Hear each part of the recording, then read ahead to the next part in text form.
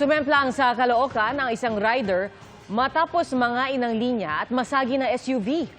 Pero hindi sila hinintuan ng nakabagang SUV na pinaghahanap pa ngayon.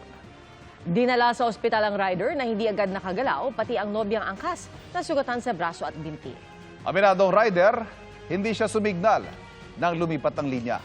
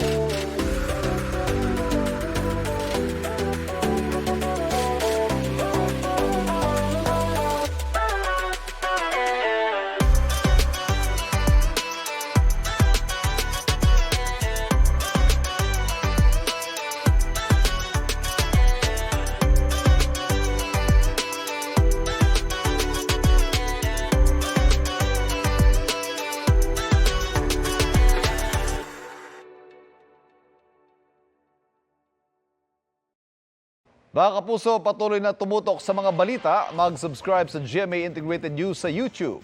Sa mga kapuso abroad, samahan niyo kami sa GMA Pinoy TV at www.gmanews.tv.